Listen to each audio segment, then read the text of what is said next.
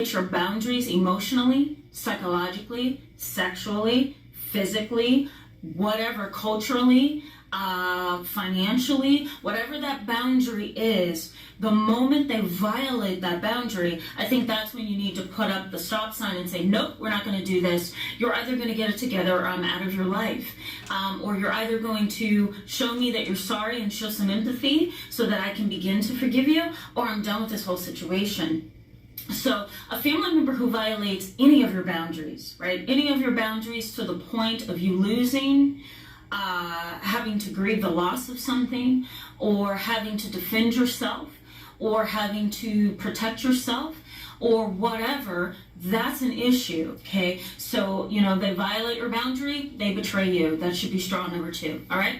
Straw number 3 is pathological behavior. So a family member who lies constantly, a family member who manipulates family members against each other, a family member who engages in what my field calls triangulation, a family member who spins one family member over there and goes to that person and spins that person and then goes over there and spins that person, and they have all these people like pawns and they're just like spinning them, that is a problem, okay? Having a family that triangulates, that's another issue. Let me draw this out for you. I like giving you guys demonstrations.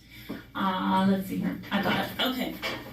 So having a family member who triangulates is a real big issue because they know what chess pieces to move so that they can get what they want, okay? So triangulation, I'm going to draw it out here. There's always 3 people in triangulation, okay, or 3 roles that people can play. And the first role is the victim, the next is the rescuer, and the third role that people can play in this triangle is called the persecutor, okay? And we all know what the persecutor does. They point the fingers, you're the problem, you're the problem, you're the problem, not me. You're the one with the issue. You're the one who doesn't want to open up. You're the one with the trauma history. You're the one who married him. It's always the you. The victim is the individual who either feels that they're being betrayed and misused or not well understood. Or the individual who takes the role of the victim who really isn't the victim but they want to be.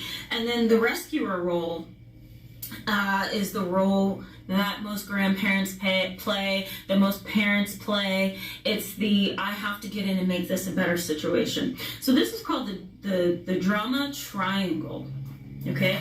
And so here's what it looks like, okay? This is the drama triangle. And you have the victim up here, okay, and then you have the persecutor, and then you have the rescuer. And so it's always 3 roles that can be played in this drama triangle. And the whole idea behind this is, you have the person who feels like the victim, and they just take and spin everybody so much that nobody really knows what anybody's doing. It's a lot of manipulation going on. The kind of stuff that I talk about in this video up here, okay? When you see triangulation happening, it really is a good idea to try to get out of that triangle. And the best way to get out of that triangle is to don't engage, don't talk to them, don't react to them. Try not to defend yourself. State the facts and keep the boundary. And you can find some of those tips in my video that I did last Monday as well. Okay, or I'm sorry, last Wednesday it was. If I can keep my days straight.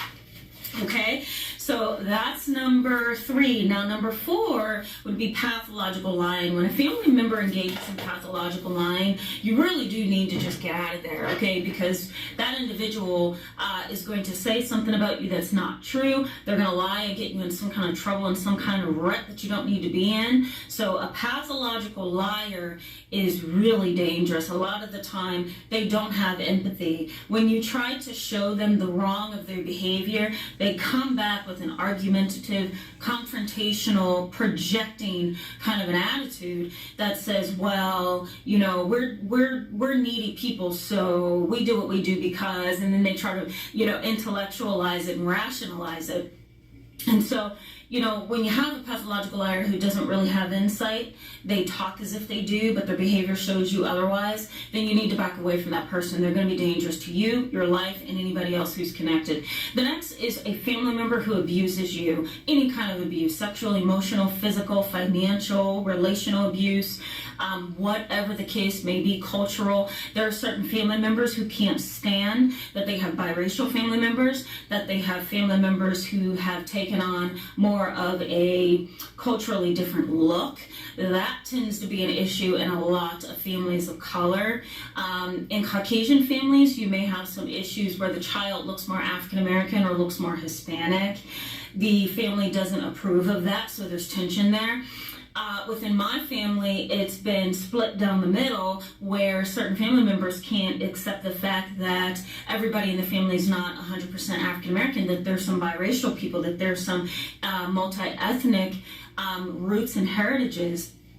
And so unfortunately, that kind of creates envy, and it creates anger and disapproval and competition and all of that ugliness, So yeah, any kind of pathological behavior that involves abuse of who you are as an individual, of who you are as a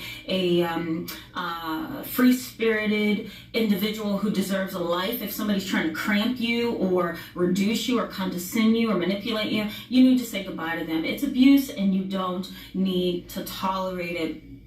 The last thing that I also want you to keep in mind is, and this is the final, if you ask me, last straw or red flag before you need to walk away, is a family member who perpetuates toxic behavior. A family member who keeps things going because they throw hints, because they're dramatic, because they are histrionic, because they are borderline in their personality, right? Maybe they're narcissistic and they like to keep problems going because it makes them feel empowered and important. Maybe they're sociopathic, where they like to spin everybody and triangulate and get confusion going.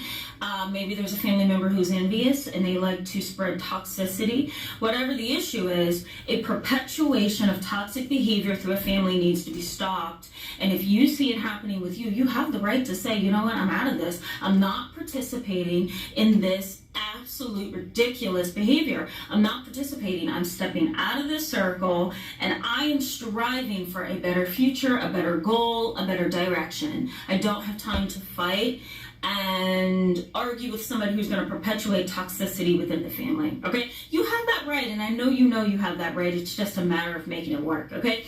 So, yeah, these are a few things that I like to share with my clients who are struggling with family members. I think they're practical and doable.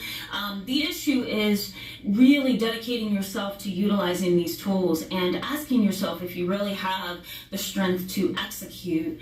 And if you get tired enough, like I did many years ago, you'll execute, because you won't be able to tolerate it.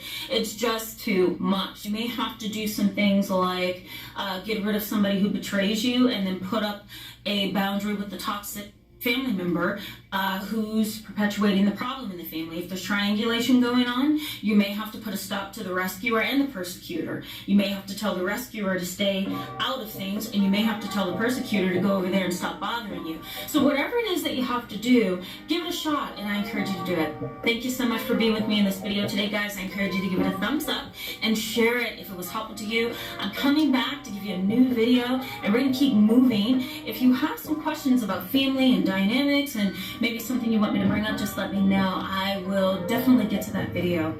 In the meantime, have a wonderful rest of your week. Yeah, because we are halfway through it.